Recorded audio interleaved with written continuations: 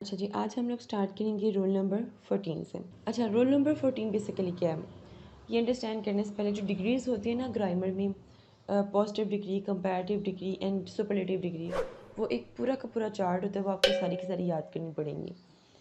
सो degrees कितनी होती हैं जी भाई? Positive, comparative and superlative. ठीक है, पॉजिटिव डिग्री कौन सी होती है? पॉजिटिव डिग्री वो होती है जिसमें किसी किस्म का कंपैरिजन नहीं होता। ठीक है, सिंपल एक वर्ड होता है जिसको हम लोग पॉजिटिव डिग्री कंसिडर करते हैं। कंपैरेटिव डिग्री क्या होता है कि जिसमें हम लोग कंपैरिजन करते हैं दो चीज़ों में, वन वर्सेस अनदर। ठीक है, सुपरलेटिव क्या होता है? इसमें किसी किस्म का कंपैरिजन नहीं होता, बल्कि सबसे सुपीरियर जो चीज़ होती है वन वर्सेस ऑल, मतलब सबके साथ कंपैरिजन किया जा रहा होता है। ठीक है, तो उसको कहते हैं सुपरलेटिव। अच्छा, अब रूल क्या है? रूल ये है कि जब भी जहाँ भी आपने सुपरलेटिव डिग्री यूज़ करनी है, आपने उस केस में उससे पहले दी का यूज़ लाजमी करना है। ठीक है, किसी भी सेंटेंस में अगर सुपरलेटिव डिग्री का यूज़ करना है तो उससे पहले क्या करना है कि दी का यूज़ करना है। अब इसके कुछ एग्जांपल्स देख लेते हैं हम। बहुत ही सिंपल किस्म का ये रूल है। For example, Usama is the youngest person of his family. अब देखो, उसकी की पूरी फैमिली के साथ उसको कंपेयर किया जा रहा है। ठीक है, मतलब कि इस केस में ये देखा जा रहा है कि जो उसामा है वो क्या जी यंगेस्ट है। ठीक है, यंगेस्ट मतलब सबसे यंगेस्ट अपनी फैमिली में। ठीक है, अब ये यंगेस्ट जो सा है ये बेसिकली क्या जी एक सुपरलेटिव डिग्री है, इसलिए इससे पहले दी लाजमी लगेगा। इसके अलावा मैम, जी जी, ये तो आर्टिकल यूज हो रहा है ना? दी आर्टिकल यूज़ हो रहा है। हाँ, जी, इसका आर्टिकल थोड़ा है। मुझे आइडिया है। ठीक है, वैसे आर्टिकल का भी एक अलग से लेक्चर है, डेफिनेट आर्टिकल, इनडेफिनेट आर्टिकल। जी जी, ये कौन सा आर्टिकल है?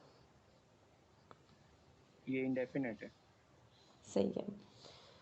अच्छा, इसके अलावा सेकंड एग्जांपल है, this is the worst famine this country has seen in a decade. मतलब कि इतना स्वेयर किस्म का कहत है, मतलब कि इससे पहले इस तरह का कहत नहीं देखा गया था। ठीक है, अब इस किस्म में दी वर्ड्स अगर हम देखें तो वर्ड्स एज सच कोई इतनी बड़ी कोई चीज़ नहीं है। ठीक है, लेकिन ये रूल है कि जब मतलब कि ओवरऑल कंसिडर किया जा रहा होता है, ओवरऑल कंपैरिजन किया जा रहा होता है, तो उस केस में आप सुपरलेटिव डिग्री से पहले क्या कर दोगे? दी लगा दोगे। ठीक है, आर्टिकल लगा दोगे, मुझे वो याद करनी पड़ेंगी। क्लियर? मैम, ये अगेन आप रिकॉल कर देंगे इसे, सॉरी, जो भी आपने बताया? रिकॉल कर दूँ? जी जी, सिर्फ यही वाली एग्जांपल या सारी की सारी? यही वाली जो अभी आपने ठीक है, बताई। इस पे मैंने ये कहा है, अगर हम इस सेंटेंस को देखें, this is the worst famine this country has been seen in a decade. ठीक है, कहत के बारे में बात हो रही है। ठीक है, फेमिन क्या होता है? कहत। इस केस में कहा जा रहा है कि जो फेमिन है, इस तरह का जो कहत है, इससे पहले कभी भी नहीं देखा गया। ठीक है, उससे पहले क्या लगा हुआ है? दी वर्ड्स लगा हुआ है।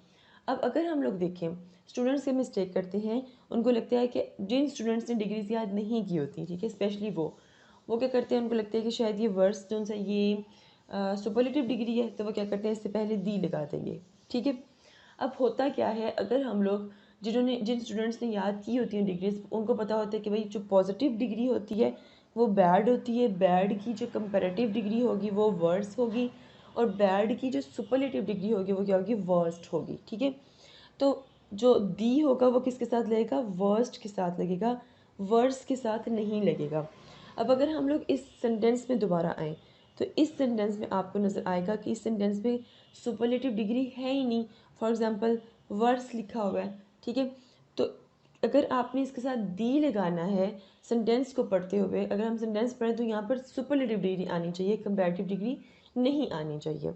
तो हम क्या करेंगे, इस कंपैरेटिव डिग्री को यहाँ से हटा देंगे और इसकी जगह पर हम क्या लेंगे? वर्स्ट लेंगे।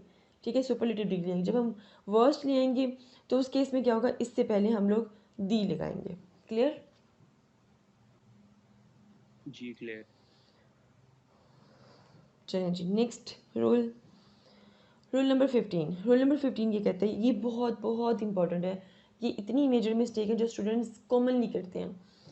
फॉर्मर, लेटर और लेटर, ठीक है, इन दोनों का यूज़ हम देखते हैं, तीनों का सॉरी हम यूज़ देखते हैं। फॉर्मर का मीनिंग क्या होता है? फॉर्मर का मीनिंग होता है पहले वाला। लेटर का मीनिंग क्या होता है? बाद में, LATTER। ठीक है, अगर मैं इसको LETTER कर दूंगी तो वो ख़त बन जाएगा, ठीक है, जो ख़त लिखते हैं ना वो वाला ख़त बन जाएगा। बट ये है LATTER, इसलिए इसको हम क्या कहते हैं बाद में, ठीक है। थर्ड वाला है जी LATER, ये है LATTER बाद में। और अगर सिंपल टी, एक सिंगल टी होगा LATER, तो उसका मीनिंग होता है, इसको टाइम के साथ रेफ़र किया जाता है। यहाँ पे लिखा भी हुआ है at some time subsequent to a given time, ठीक है, मतलब कि जब हम टाइम की बात करते हैं, मतलब बाद में, उस वक़्त हम लोग लेटर का यूज़ करते हैं। अब यहाँ पे स्टूडेंट्स कहते हैं कि अगर हम देखें लेटर, कुछ जगह पर जो लेटर है इसको बाद में की सेंस में भी यूज़ किया जाता है, ठीक है, मतलब मैं आपसे बाद में मिलती हूँ, हम ये बात बाद में डिस्कस करते हैं, ठीक है। कहते हैं कि भाई इसको भी तो बाद में वाली सेंस में यूज़ किया जाता है, हाँ किया जाता है, लेकिन उस केस में टाइम लाजमी वहाँ पर मेंशन हुआ होता है, मतलब कि देखो मैं कहती हूँ कि अभी नहीं, बाद में, ठीक है। अब इस केस में अगर मैं बात करूँ, ये वो वहाँ यूज़ होगा अगर मैं कहूँ कि अली और अक्सा दोनों अच्छे दोस्त हैं, लेकिन बाद वाला ज़्यादा बेहतर है, ठीक है। अब उस केस में किसी किस्म का टाइम यूज़ नहीं हुआ, उस केस में सिंपल मैंने कहा है कि भाई वो दूसरा जो बंदा है ना वो ज़्यादा बेहतर है। फॉर एग्जांपल से आपको ज़्यादा बेहतर समझ आ जाएगा। अब यहाँ पे एक ऑर्डर लिखा हुआ है, अगर मैं ऑर्डर में देखूँ तो ऑर्डर में हम लोग जो फॉर्मर होगा, जो पहले वाला होगा, उसके बारे में हम पहले बात करेंगे, ठीक है। जो लेटर होगा, जो बाद वाला होगा, उसके बारे में हम बाद में बात करेंगे। For example Ali and Ahmed are good friends, ठीक है, अली और अहमद के दोनों अच्छे दोस्त हैं, but the former is better than the latter, लेकिन जो पहले वाला है वो दूसरे वाले से बेहतर है। अब पहले वाला कौन है? पहले वाला है अली, मतलब अली जो उनसे है वो अहमद से बेहतर है, ठीक है। अब आपने देखना है कि यहाँ पर बच्चे दो मिस्टेक करते हैं, फॉर्मर तो लिख देंगे बट इस जगह पर दो मिस्टेक करते हैं। एक तो वो क्या करते हैं कि उनको ये नहीं पता होता कि LATER ये वाला लेटर लिखना है या LATTER ये वाला लिखना है, ठीक है। और कुछ स्टूडेंट जिनको बिल्कुल भी नहीं पता होता ग्रामर का, वो तो ये हरकत करते हैं कि LETTER ख़त वाला लेटर लिख देते हैं यहाँ पर, ठीक है। तो एक्चुअली में यहाँ पर जो ठीक होगा वो हमारा ये LATER नहीं होगा, क्यों? क्योंकि ये टाइम के साथ मनसूख है, ठीक है। हमारे लिए कौन सा बेस्ट है? वो है LATTER बाद में वाला, यहाँ पर ज़्यादा बेस्ट है। पर देख लेते हैं, between Aqsa and Maryam the former is intelligent while the latter is beautiful, ठीक है। अब यहाँ पे वही मिस्टेक हुई है, कहते हैं कि अगर हम दोनों में से देखें, अक्सा और मरियम में से, तो जो अक्सा है फॉर्मर की बात हो रही है, वो इंटेलिजेंट है, ठीक है, और जो मरियम है वो क्या जी खूबसूरत है, मतलब मरियम कौन सी? वो लेटर है।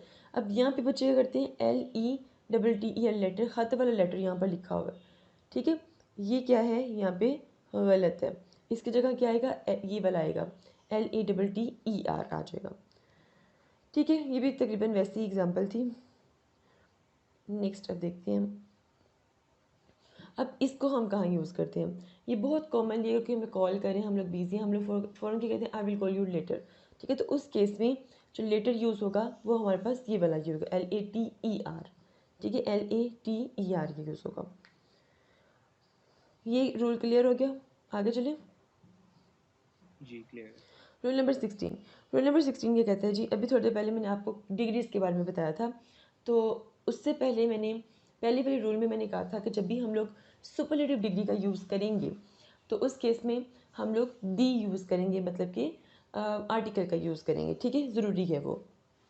अब इस केस में मैं आपको बताऊंगी कि पॉजिटिव और कंपैरेटिव डिग्री से पहले हम लोग वेरी और मच का कैसे यूज़ करेंगे, ठीक है। बेसिकली यहाँ पे बात हो रही है वेरी की और मच की बात हो रही है, ठीक है, कि किस जगह पर वेरी लगाना चाहिए और किस जगह पर मच लगाना चाहिए। हम लोग बहुत सी जगह पर वेरी यूज़ करते हैं, वो भी जगह जहाँ पर मच यूज़ होना होता है वहाँ पर भी हम लोग वेरी यूज़ करते हैं। तो वेरी लगाने का भी एक रूल होता है।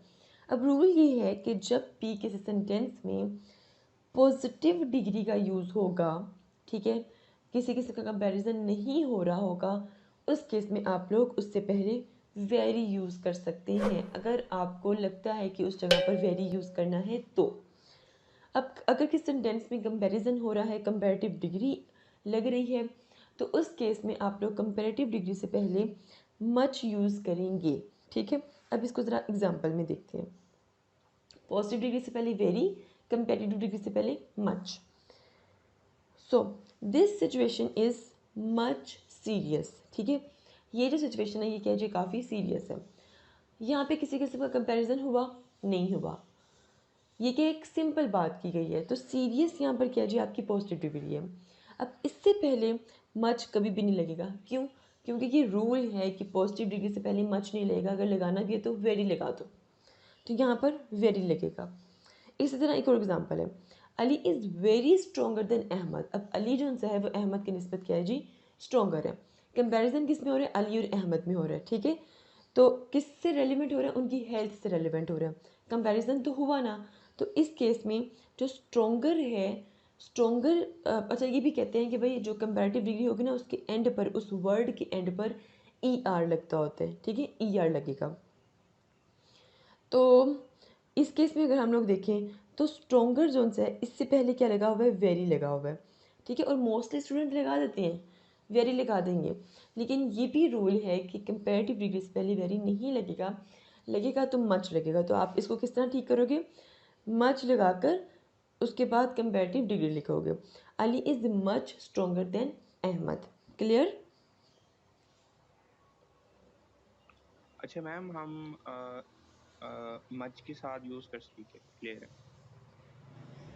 अच्छा, उसके बाद रोल नंबर है हमारे पास 17।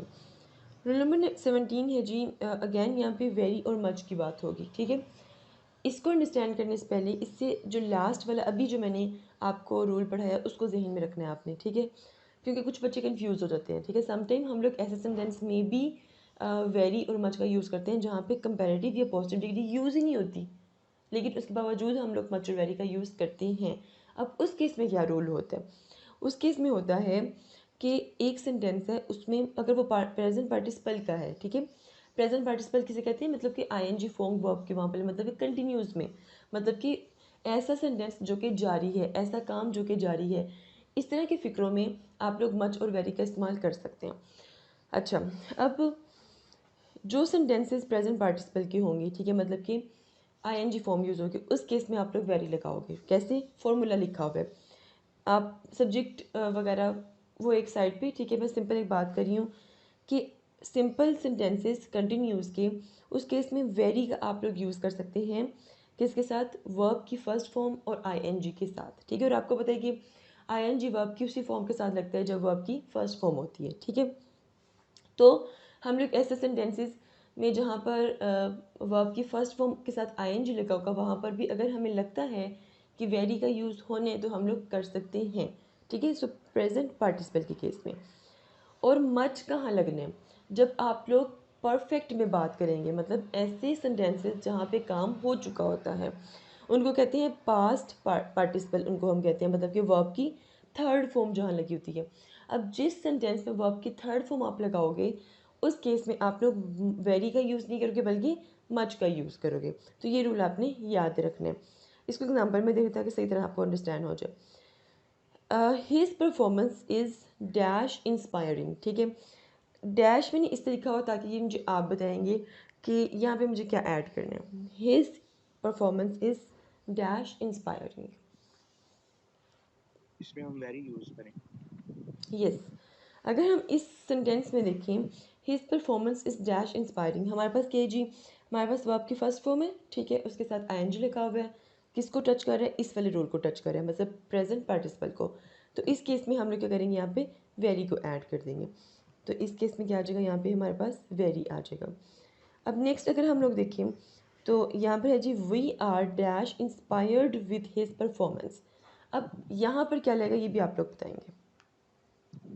इसमें मच यूज़ होगा क्योंकि थर्ड फॉर्म यूज़ हुई यस, थर्ड फॉर्म यूज़ हुई है। अगर हम लोग देखें इन दो सेंटेंस में आपको कहीं पे कंपैरेटिव डिग्री नजर आई है? है। नो। नहीं ना, देखो सेंटेंस पढ़े, we are much inspired with his performance, देखिए हम उसकी परफॉर्मेंस से क्या जी इंस्पायर है, कंपैरिजन नहीं हो रहा लेकिन फिर भी मच लग रहा है। जी। उसके बाद her concerts are very admired by the foreigners, ठीक है, मतलब जो फॉरेनर्स आए हुए हैं, ठीक है, उसने बहुत ज़्यादा तारीफ़ की है उसके कॉन्सर्ट्स की। तो इस केस में क्या है जी, एडमायर्ड लगा हुआ है, ठीक है, और इससे पहले क्या लिए वेरी लगा हुआ है। वेरी नहीं लगेगा, क्यों? क्योंकि यहाँ पे एडमायर्ड है, थर्ड फॉर्म ऑफ वर्ब है, इसलिए यहाँ पर क्या लगेगा, मच लगेगा। क्लियर? रूल नंबर 18 जो सा है, इसको अंडरस्टैंड करने के लिए मैंने जितनी भी फॉर्म्स लिखी हुई है सारी, see, taste, smell, etcetera etcetera etcetera, ठीक है, ये सारी की सारी सबसे पहले आपने याद करनी है। जब याद कर लोगे उसके बाद ही आप ये रूल अप्लाई कर सकते हो। अब ये जो जितनी भी आपके सामने वर्ड्स नज़र आ रही हैं, बेसिकली वर्ब्स हैं, ठीक है। ऐसे वर्ब्स हैं जो जिनको स्टैटिक वर्ब्स कहते हैं, ठीक है, मतलब ऐसे वर्ब्स जो कि एक स्टेट को जाहिर करते हैं, मतलब इसमें किसी किस्म का एक्शन नहीं होता। बहुत से स्टूडेंट्स ये समझते हैं कि शायद वर्ब वो होता है जो कि एक्शन वर्ड होता है। नहीं, वर्ब वो भी होता है जो कि स्टैटिक वर्ड होता है, जिसमें स्टेट्स बताई जा रही होती है, मतलब कि मुझे आइसक्रीम पसंद है, आई लाइक आइसक्रीम। इस केस में अगर मैं देखूँ तो लाइक जो सा है, आई सब्जेक्ट आ गया, लाइक क्या आ गया, आपका वर्ब आ गया, आइसक्रीम आपका नाउन आ गया। अब लाइक, बहुत से स्टूडेंट जिनको नहीं पता वो कहेंगे भाई लाइक तो वर्ब हो ही नहीं सकता। क्यों नहीं हो सकता? क्योंकि वो एक एक्शन वर्ब नहीं है। नहीं, एक्शन वर्ड का होना ज़रूरी नहीं है। अगर एक स्टेट भी जाहिर हो रही है तो वो आपका क्या है, वर्ब है। जैसे कि see, taste, smell, hear, look, unseen, appear, ये सारे के सारे, ठीक है, दीज ऑल आर स्टेट्स, ठीक है। क्यों? क्योंकि इनमें क्या जी कोई एक्शन नहीं है। पहली एग्जांपल देखते हैं, आई एम नोइंग यू। अच्छा, एक और चीज़ मैंने आपको यहाँ बतानी थी, एक रूल यहाँ पे और डन था। ऐसे वर्ड जो कि स्टेट वर्ब्स हैं, जिनमें एक्शन शो नहीं हो रहा, उनको हम कभी भी चेंज नहीं कर सकते आईएनजी फॉर्म में, मतलब उनके साथ हम कभी भी आईएनजी फॉर्म नहीं लगा सकते हैं, ठीक है। अगर फ़र्ज़ करो मैं इस टाइम आपको पढ़ा रही हूँ, टीच, ठीक है, टीच वो है मेरा एक काम है, मैं आपको पढ़ा रही हूँ, ये आपका क्या है जी, एक एक्शन वर्ब है, ठीक है, एक्शन वर्ड आपको ये नज़र आ रहा है। अब इसमें अगर मैं आईएनजी लगाना चाहूँ तो टीचिंग बन जाएगा, ठीक है, वर्ड मेरा ठीक काउंट होगा। लेकिन इससे पहले मैंने कहा कि आई लाइक आइसक्रीम, अगर मैं इसको लाइक के साथ आईएनजी लगाऊँ, आई एम लाइकिंग आइसक्रीम, तो मेरा सेंटेंस बिल्कुल गलत हो जाएगा। क्यों? क्योंकि ऐसे वर्ड्स जो कि वर्ब तो होते हैं बट एक्शन वर्ड्स नहीं होते हैं, स्टैटिक वर्ड्स होते हैं, मतलब कि नो एक्शन देयर, उस केस में हम इन किसी भी वर्ड्स के साथ आईएनजी नहीं लगाएंगे। अगर हम लगा भी देते हैं तो वो हमारा गलत काउंट हो जाएगा। फॉर एग्जांपल, नो, यहाँ पे लिखा हुआ है नो, KNOW, नो, जानना किसी को, ठीक है। तो ये बेसिकली ये आपका क्या है जी, एक वर्ब है but this is your static verb, ठीक है। तो इसके साथ आईएनजी आप नहीं लगा सकते। आई एम नोइंग यू, ये गलत है, यहाँ पे नो लगेगा। अगर नो लगेगा तो डेफिनेटली ये एम भी यहाँ से डिलीट हो जाएगा। तो इस सेंटेंस को अगर मैं ठीक करूँ तो कैसे होगा, आई नो यू, सिंपल, मैं आपको जानती हूँ, ठीक है। फिर इस तरह नेक्स्ट अगर मैं सेंटेंस देखूँ, ही इज़ लाइकिंग हर, तो लाइकिंग की जगह क्या आ जाएगा, लाइक आ जाएगा, सिंपल। उससे नेक्स्ट है, I am not understanding that woman, ठीक है। अब इस केस में क्या है जी, अगैन अंडरस्टैंड करना की एक कंडीशन है, ये एक स्टेट है, ठीक है। तो इस केस में अंडरस्टैंडिंग नहीं आएगा, आईएनजी फॉर्म नहीं लेगा, सिंपल आप अंडरस्टैंड लगाएंगे, ठीक है।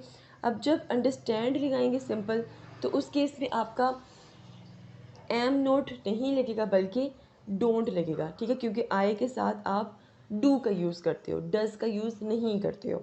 तो क्या आ जाएगा, I don't understand that woman, ये एक सिंपल सेंटेंस हो जाएगा, ठीक है। अच्छा, उसके बाद है जी, I am not meaning this, again mean जो सा है, मतलब मेरा ये मतलब नहीं था, ठीक है। मीन जो सा ये एक वर्ब तो है but this is not action verb, ठीक है, ये आपका क्या जी, एक स्टेट वर्ब है। तो इस केस में ये जो मीनिंग लिखा हुआ है, ये गलत लिखा हुआ है, यहाँ से हम लोग एम भी हटा देंगे और यहाँ से नोट भी हटा देंगे, ठीक है। तो इसको मैं किस तरह लेके जाऊँगी, आई लगा हुआ है तो डोंट का यूज़ करूँगी, आई डोंट मीन दिस, ठीक है, मेरा ये मतलब नहीं था। तो देखिए इस तरह आपको जो टेंसेज हैं उनका भी यूज़ करना आ रहा है कि भाई अगर आई लगा हुआ है तो इसका मतलब ये है कि ये प्रेजेंट, सिंपल प्रेजेंट है, प्रेजेंट टेंस है, ठीक है, कंटिन्यूस टेंस नहीं है।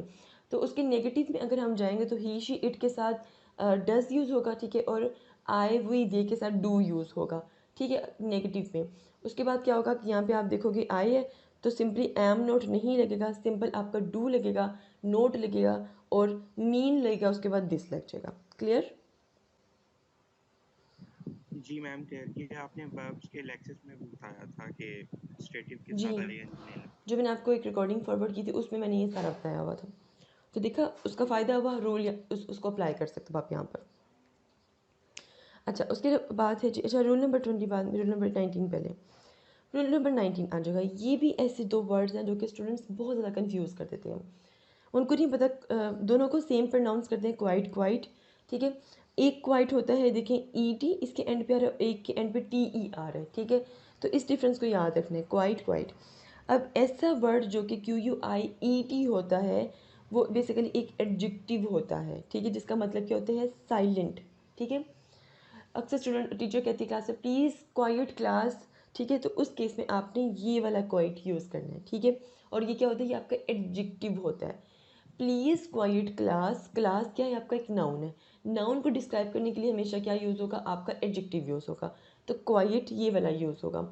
हर जगह पर रूल अप्लाई किया करो, हर जगह। मैंने सिंपल एक सेंटेंस बोला, मैंने फ़ौरन देखा कि क्या एडजेक्टिव के बाद यहाँ पर नाउन यूज़ हो रहा है, जी यूज़ हो रहा है। डेफिनेटली एडजेक्टिव यूज़ हो रहा है तो उसके बाद नाउन यूज़ होना ज़रूरी है, क्योंकि एडजेक्टिव ने नाउन को ही एक्सप्लेन करना है।